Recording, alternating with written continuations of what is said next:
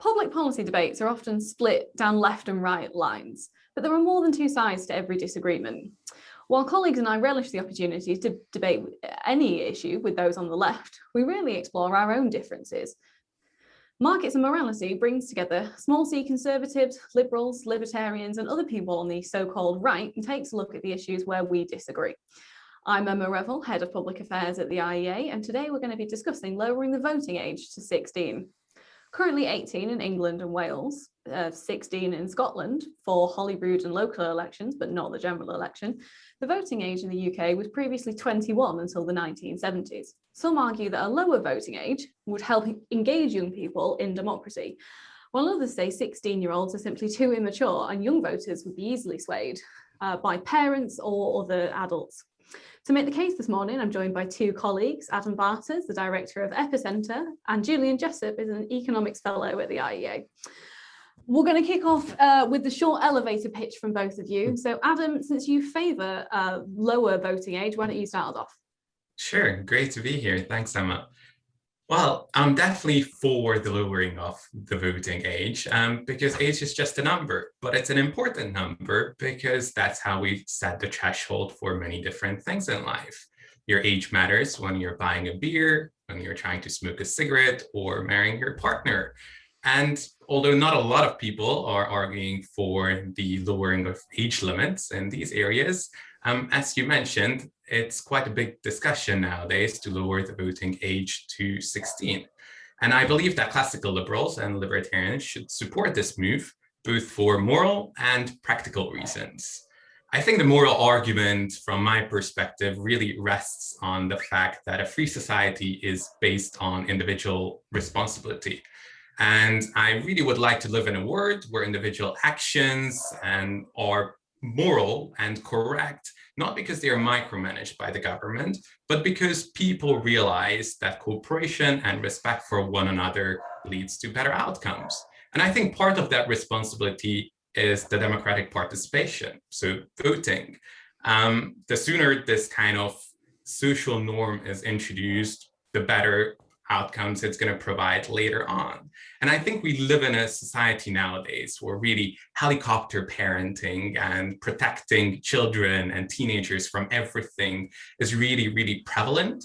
And I think this has a very harmful impact later on in life as adult university students. There is so much discussion about safe spaces and being protected from minor offenses. So if we treat teenagers as small children, I think that contributes later on to other kinds of problems in life. And instead of treating 16-year-olds or teenagers as children with no agency, I think society should really ensure that we acknowledge that they have individual autonomy and we let them be equal members of society. And the practical arguments also matter. So a lot of the teenagers are already working and paying some taxes. Maybe not a lot of them, but some of them do. And I think it's unfair of us to demand that they contribute to society through taxation, but we don't allow them to have a say in how those tax pennies are spent. And another kind of practical angle from a classical liberal perspective is the fact that I think our current political system is really set up to benefit older generations. Politicians want to please people who are voting, and it's usually the older people who are voting. So that's why we have triple locks on pensions during the biggest recession of the century. That's why houses are not being allowed to build, because older homeowners are usually kind of NIMBYs and protest against any kind of development in their area. And that's why I think the UK government is more hostile to immigration than it would otherwise be. So my message to classical liberals would be, if you want to have new allies, I think we should be embracing early on voting and participation in civil society and political society at the earliest opportunity. Might it be 16 or even lower? Very interesting. Julian, give us the sort of elevator pitch for the case against. Okay, well, thank you. Well, as it happens, I agree with a fair amount of what Adam has just said. I think I am persuadable on the issue of lowering the voting age, but I'm not yet persuaded. First of all, I think it's worth saying that Adam mentioned a lot of high principled arguments, but I think everybody does agree that there needs to be a certain age, a threshold below which you're not allowed to vote. And the debate really is whether that's 18 or 16. I don't think anybody is arguing that it should be even lower than that. So I think most people do accept the principle of there being some sort of threshold. I also think, by the way, there's quite a good case for different thresholds for different sorts of activity. We might come on to that later, but I think, for example, the age of criminal responsibility should probably be a lot lower than the age at which you're allowed to fly an aeroplane or drive a public bus.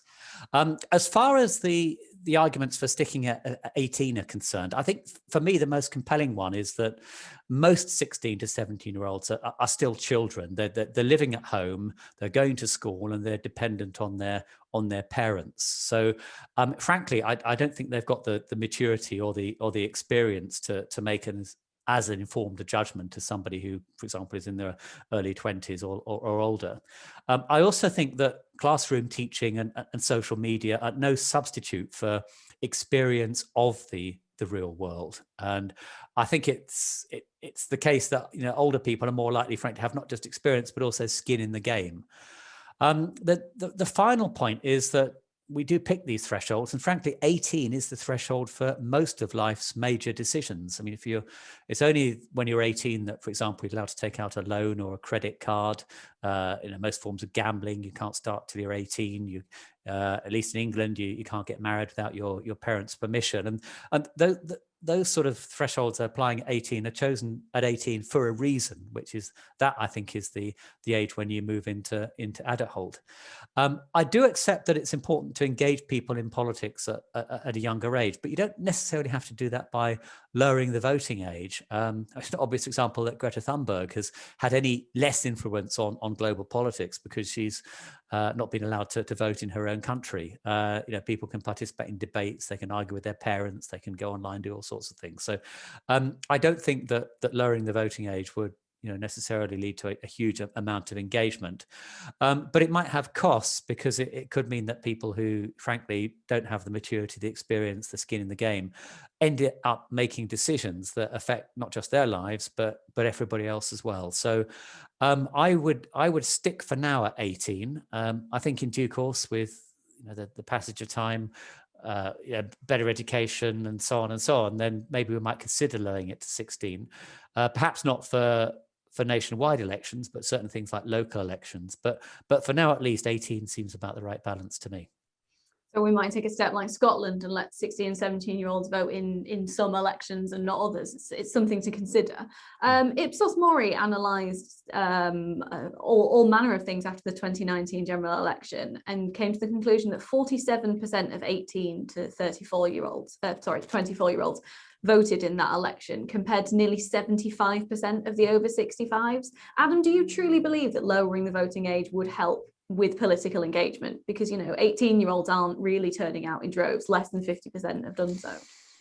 I don't think it would make a massive difference, to be fair. I think it would send kind of a symbolic message. Julian spoke about skin in the game, and I think that's very important indeed. But there is an argument to be made that the political decisions taken today are going to matter a lot more for people in their teenage years and in their 20s than people who are 80 or 90 years old, just because we're going to be around somewhat longer.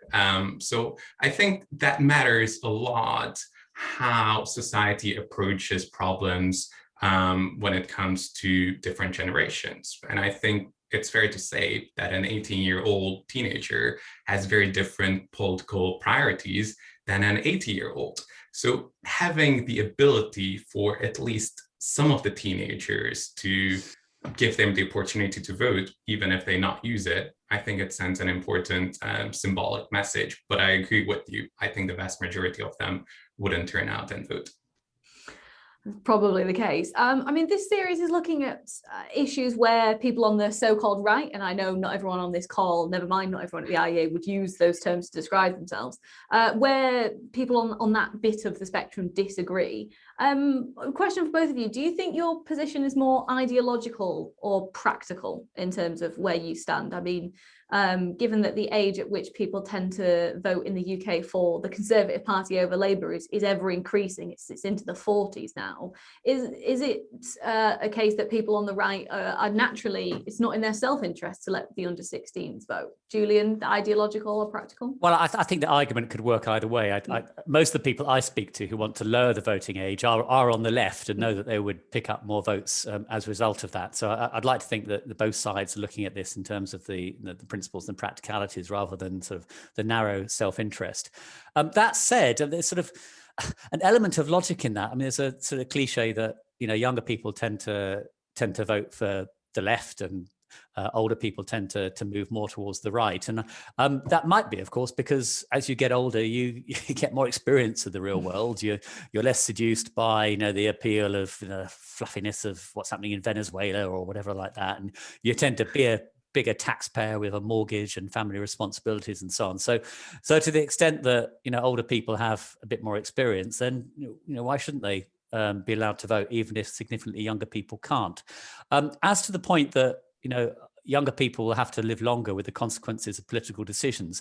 The reality is that, fortunately, most people are going to live very long lives anyway. If you're already going to live to 90, then there isn't a huge amount of difference between, voting at 16 and waiting until you're 18. So I don't think that's a particularly strong argument.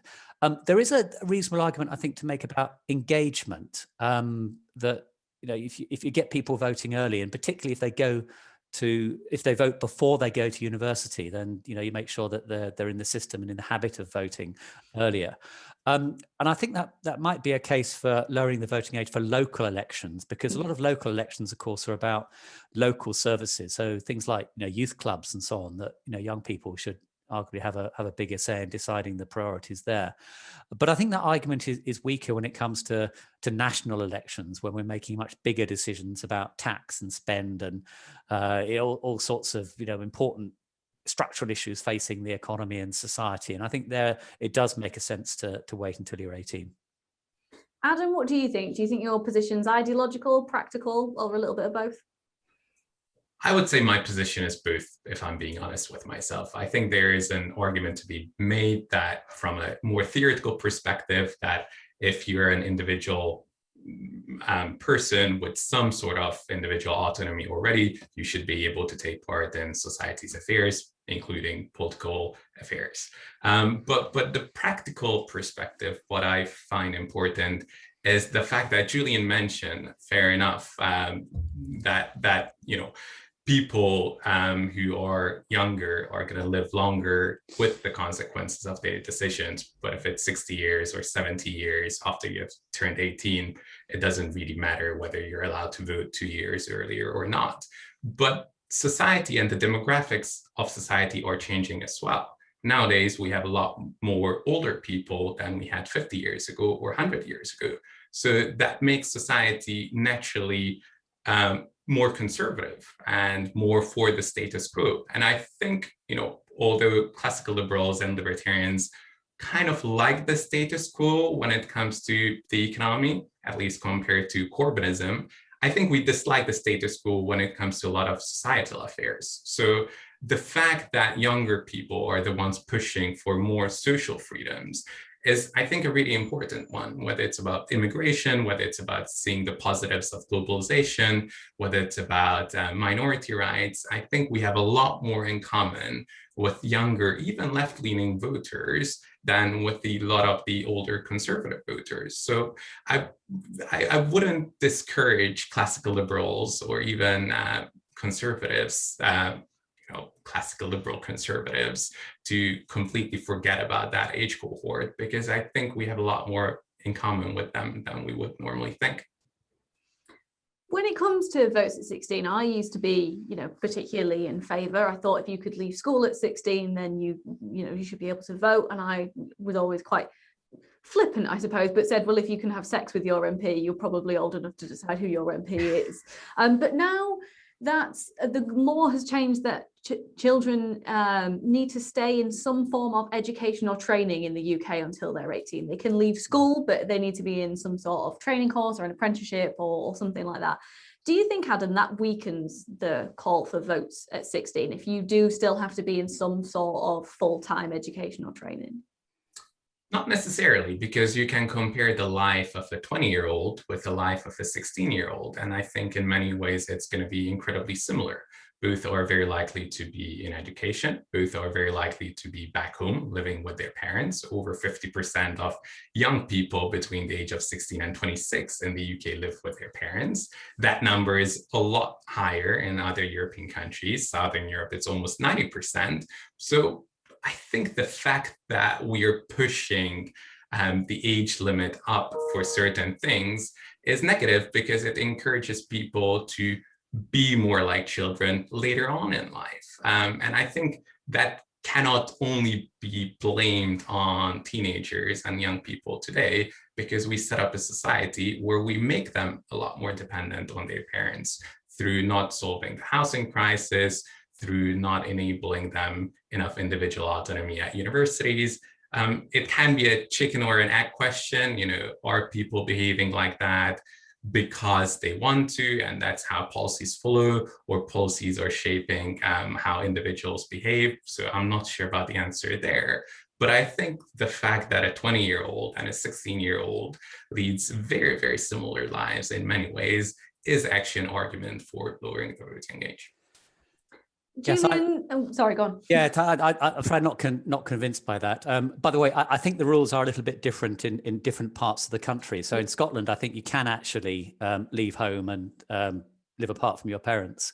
But the more general point is that, yes, there are certain things that you can do at 16. You don't have to wait to 18. But by and large, they're things that we sort of tolerate rather than actively encourage. So yes, at 16 you can have sex with your MP, but that's not necessarily something we want to encourage. I mean, you can be a company director at 16, but as I say, most of the major decisions we really want you to wait until 18. I also think there is a huge difference between a 16-year-old and an 18-year-old, let alone a 20-year-old, in terms of their life experience and so on. I mean, that was 4 of the biggest years of my life. That's a completely different person at 20 from the person that I was at 16. So I think that there is an enormous amount of change going through those ages. And I think to say that just because we allow 18 or 20-year-olds to vote, we should consider doing that for 16, I think misses the reality that there's an enormous amount of change over that period. And 16-year-olds have simply nowhere near the maturity or experience of somebody just a few years later.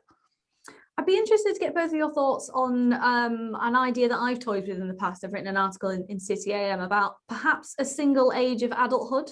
I'm not sure that I'm sold on the idea, but I think it's worth exploring, because at the minute, you can do some things at 16, some things at 18, things like gambling is 18, but until very recently, the lottery had an exemption and you could do that at 16. That's now been changed.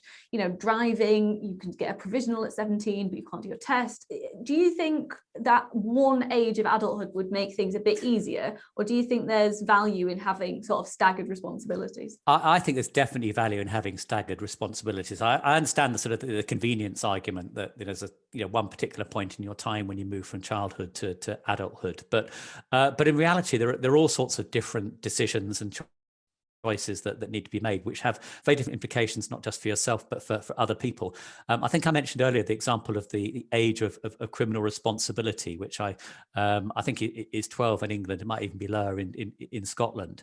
And that is the threshold at which you're expected to know the difference between right and wrong. So, for example, you're expected to know that stealing is wrong, or hitting somebody is wrong. But other ages, of course, come much later. Again, I think I mentioned the example of flying an aeroplane or driving a bus. I wouldn't want a 12-year-old or a 16-year-old to be doing that. I think you should wait till maybe you're 21 or whatever the appropriate threshold is. So I think there's no reason why you can't have different ages for different activities. And by the way, I also think there's a case for applying that to elections. As I say, I think for nationwide elections, the general elections, 18 is fine. If you miss one election, there'll be another one along within no more than 5 years. There might be a little bit of a difference for local elections. As I say, I quite like the idea of people getting used to voting in local elections, where they might be determining things like what the local youth services are. and possibly also for certain types of referendum.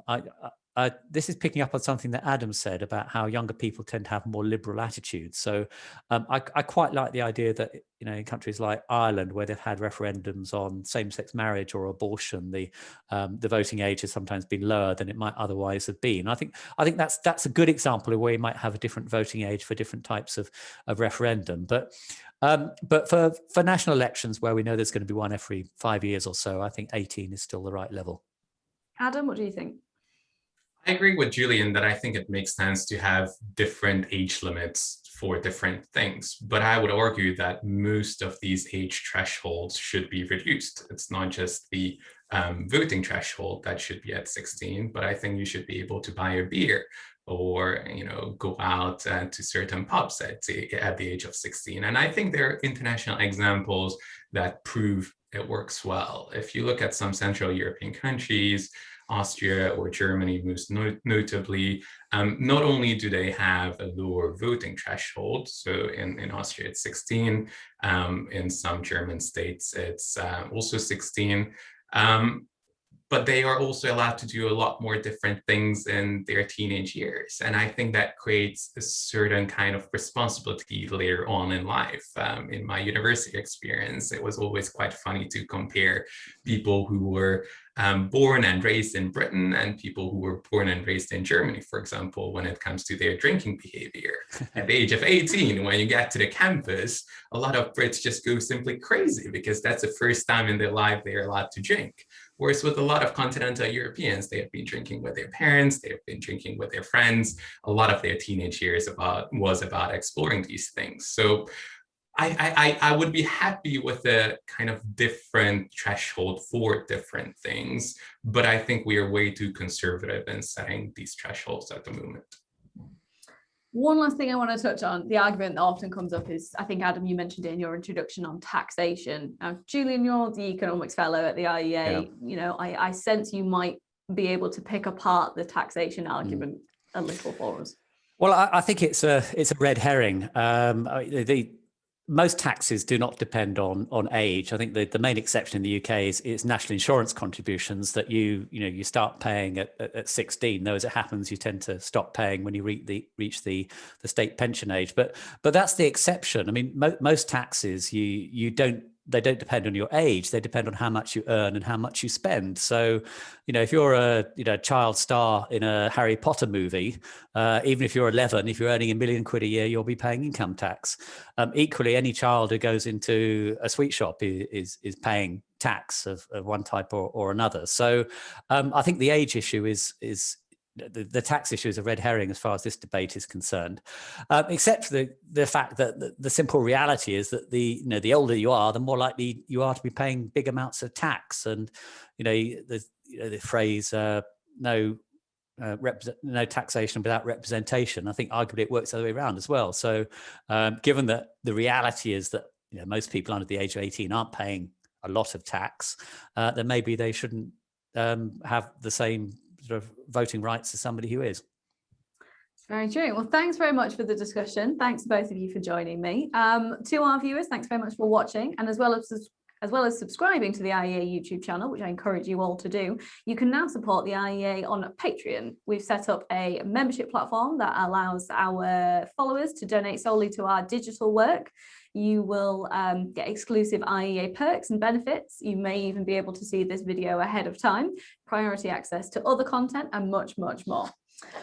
If you would like the opportunity to help directly contribute to the IEA's digital content, you can head over to patreon.com/IEA London or click on the link in the show notes. Thanks again for watching.